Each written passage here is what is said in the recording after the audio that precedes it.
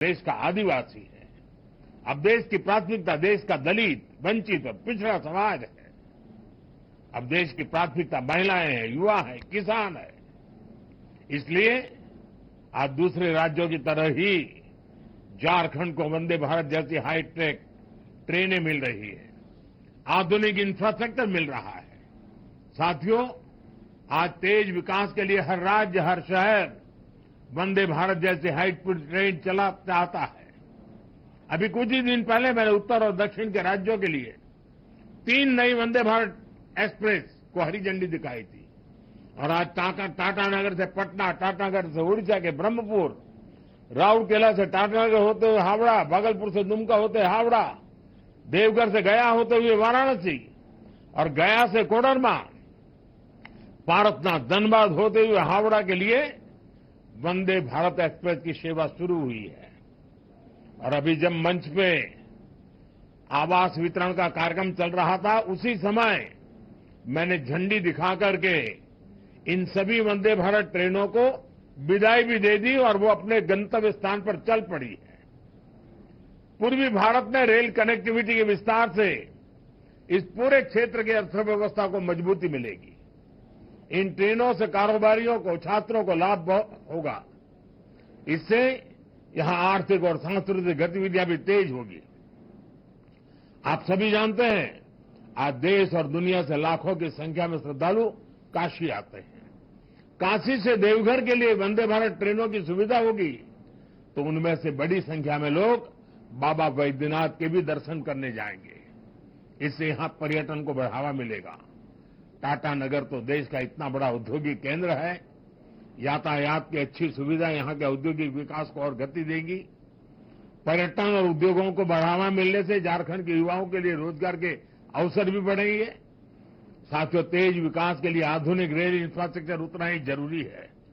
इसलिए आज यहां कई नए प्रोजेक्ट भी शुरू किए गए हैं। मधुपुर बाईपास लाइन की आधारशिला रखी गई है। इसके तैयार होने के बाद हावड़ा दिल्ली मुख्य लाइन पर ट्रेनों को रोकने की जरूरत नहीं होगी। बाईपास लाइन शुरू होने से गिरिडीह और जसीडीह के बीच यात्रा की भी काफी समय कम हो जाएगा। आज हजारीबाग टाउन कोचिंग डिपो की भी आधारशिला रखी गई है। इससे कई नई ट्रेनें सेवाओं का शुरू करने में सुविधा होगी। कुरफुरा से कनाड़वा तक रेल लाइन का दोहरीकरण होने से झारखंड में रेल कनेक्टिविटी और मजबूत हुई है। इस सेक्शन से दोहरीकरण का काम पूरा होने से अब स्टील उद्योग से जुड़े माल की ढुलाई और आसान हो जाएगी। साथियों, झारखंड के विकास के लिए केंद्र सरकार ने राज्य में निवेश भी बढ़ाया है और काम की गति भी तेज की गई है। इस साल झारखंड में रेल इंफ्रास्ट्रक्चर के विकास के लिए 7,000 करोड़ रुपए से ज्यादा का बजट दिया गया है। अगर हम इसकी तुलना 10 साल पहले मिलने वाले बजट से करें तो ये 16 गुना ज्यादा है। रेल बजट बढ़ने का असर आप लोग देख रहे हैं। आज राज्य में नई रेल लाइन्स बिछाने, उनके दोहरीकरण करने और स्टेशनों पर आधुनिक सुविधाएं बढ़ाने का काम तेजी से हो रहा है। आज झारखंड भी उन राज्यों में शामिल हो गया है जहां रेलवे नेटवर्क का 100% इलेक्ट्रिफिकेशन हो चुका है। अमृत भारत स्टेशन योजना के तहत झारखंड के 50 से अधिक रेलवे स्टेशनों का भी कायाकल्प किया जा रहा है। साथियों, आज यहां झारखंड के हजारों लाभार्थियों का पक्का घर बनाने के लिए पहली किस्त जारी की गई है। पीएम आवास योजना के तहत हजारों लोगों को पक्का घर भी बनाकर दिया गया है। घर के साथ साथ उन्हें शौचालय, पानी, बिजली, गैस कनेक्शन की सुविधा भी दी गई है। हमें याद रखना है, जब एक परिवार को अपना घर मिलता है तो उसका आत्मसम्मान बढ़ जाता है। वो अपना वर्तमान सुधारने के साथ ही बेहतर भविष्य के बारे में सोचने लगता है। उसे लगता है कि कुछ भी संकट हो तो भी उसके पास एक अपना घर तो रहेगा ही।